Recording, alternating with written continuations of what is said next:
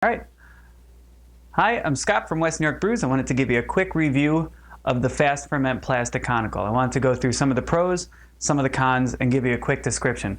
So the FastFerment is a plastic conical. It's food grade plastic, and it is made for the 5-gallon home brewer. Okay, so it's 5 gallons. It's actually up to 23 liters, so you can make wine in it as well. And I'm doing this review after having made a beer in it, a wine in it, and 2 ciders now. So I wanted to give you the pros and cons and the things that I've come up with to kind of mitigate the cons. So the pros, first of all, it's a conical.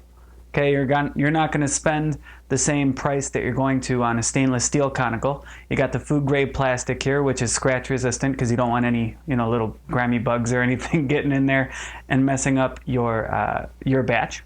Because of the collection ball here, everything is done in this one unit. You don't have to transfer between carboys. So that's cutting down on oxygen, that's cutting down on possible infections. So when you're finished, you close up the valve here, you can remove the collection ball and dump out the yeast if you want, put it back on, and then open it back up for the secondary ferment, or you can do what I just did and run a cider through it, keep the yeast, and then when you make a second one, dump the yeast back in the top, open it back up. So we're making a second cider using the same yeast thanks to the collection ball down here at the bottom. Now when you're done with the collection ball, you switch it out for the tube here so you can bottle or you can drain it to a keg. Another con, when I got the FastFerment, they include about this much tubing, which is good for transferring to a keg. It's not so great for transferring to bottles. So I went to my local homebrew shop and got about 5 feet of the same diameter, which I'll put a link down at the bottom to show you what diameter that is, and a bottling one that fits into this. So all I had to do was put this off the counter here and bottle into the wine bottles. Another con is its height.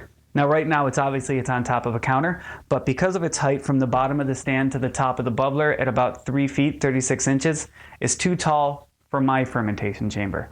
If you have a fermentation chamber and it's got some height in it, that's great. If you don't, you can go with the insulated jacket, or you can just go with whatever temperature you have.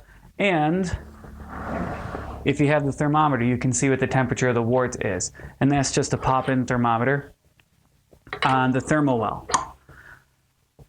Other cons, it's heavy. It's really heavy. When you have this filled with 5 gallons of wort, it's approximately 50 pounds. So I would suggest getting the strap to help you lift it, but still, for someone like me, getting the strap from here to here and then up into the brackets is really difficult. But if you're doing 5-gallon batches, especially if you're doing extract, you don't have to put everything into it before you carry it. Tonight, I put some of it in there so I could get the yeast stirred up, and then I'm going to put this in the brackets and then pour the rest of my 5 gallons of apple cider in it so that I don't have to carry it when it's heavy. And if you're doing the same thing on your stovetop and you have a 5-gallon batch, you can dump in your 2.5 gallons or whatever you're actually boiling into here, put it into your brackets, and then add the rest of your water. Since we're talking about the accessories, one of the cons, the accessories don't come with it.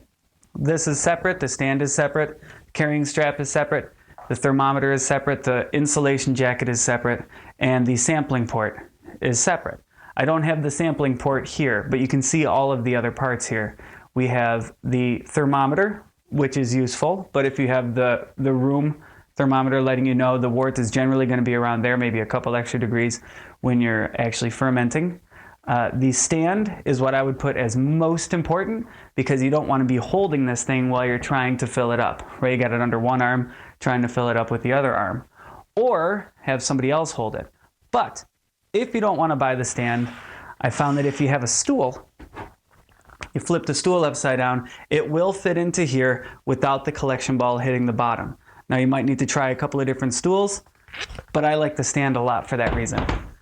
Same idea, because of its weight, I like to have the carrying strap so I don't have to hold it on its side when I'm trying to put it in. Other than that, the cons have really been far outweighed by the pros.